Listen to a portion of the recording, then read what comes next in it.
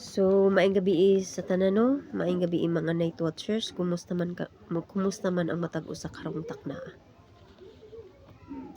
Karon mangutana ko ninyo. Para ninyo sa bagyo'y kasagaran nga makapabungkag sa atong panaghiusa.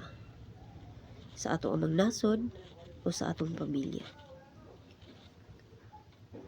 So sa akong lang observation ang kasagaran nga makapabungkag sa atong unity o panaghiusa tungod kay magkalain-lain ang huna-huna sa matag usa, no? Kumbaga nabahin ang atong huna-huna, nabahin ang atong kasing-kasing. So mahitabo gyud nga magkalain-lain ang mga plano sa matag usa, no? So maunang dili gyud nato makita ang panaghiusa. So para ninyo unsa may angay natong buhaton para mahibalik ang atong maayong relasyon sa atong nasod o hilabi na sa nangabungkag nato nga pamilya. Ingon diha sa Pilipos 2:2. Awhagon ko kamo sa pagbaton sa managsamang katuyuan ug huna-huna ug samang gugma aron mahingpit ang akong kalipay. So para hingpit ang atong kalipay, tinguhaon nato nga sa matag adlaw aduna kitay kalinaw. Sa huna-huna ug anaa usab kitay kasing-kasing nga puno sa gugma ug kalipay. Karong kagabion doon na lang ko'y duha ka puntos nga i-share sa matag usa.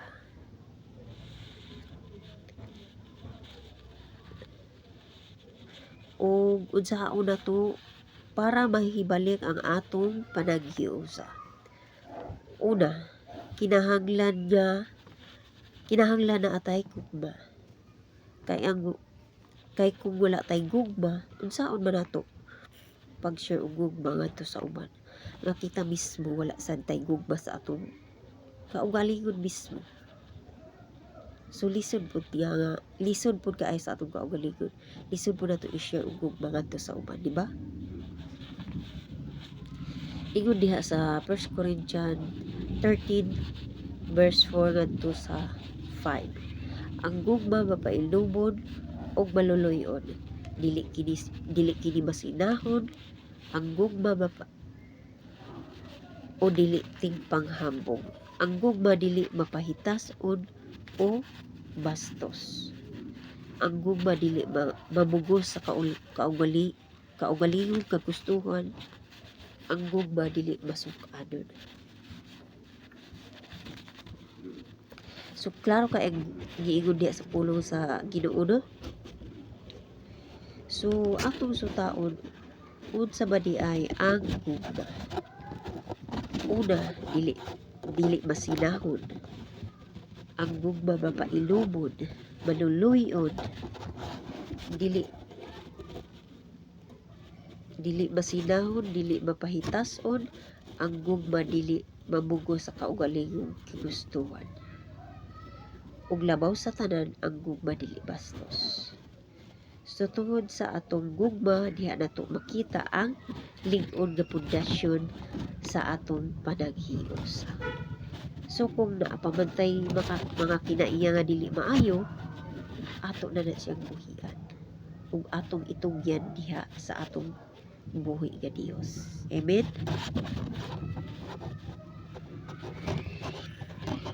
Para hingpit na to makabot ang panaghiusa.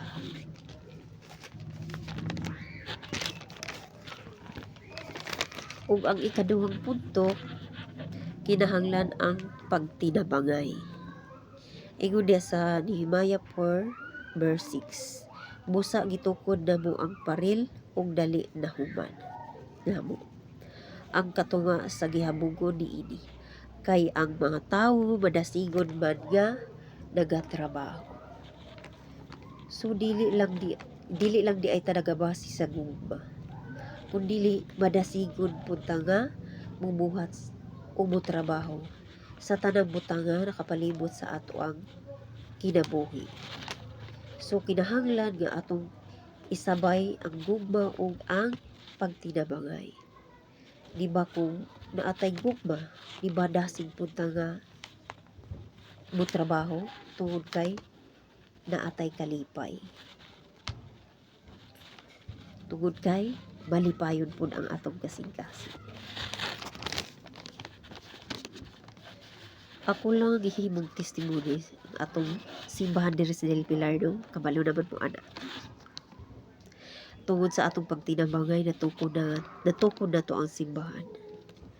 Tungod usab sa atong tinabangay na ana usab tay TV diri sa Del Pilar. No? So malipayon ang tanan tungod kay nahitabo gyud siya tungod sa atong pagtinabangay. No? Ug salamat sa inyong mga kinabuhi, no? Ug salamat usab sa mga kadasig, sa mga makanunayong kadasig. So dapat ingana sab, no?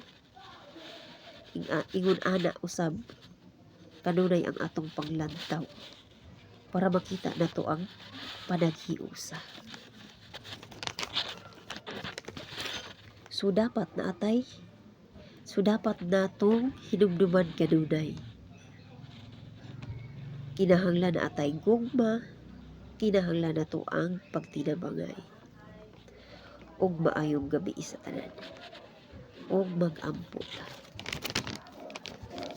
Langit na mong amahan, daghang kaayong salamat sa imong pulong og kining tanan makahatag og giya sa matag usa kanamo.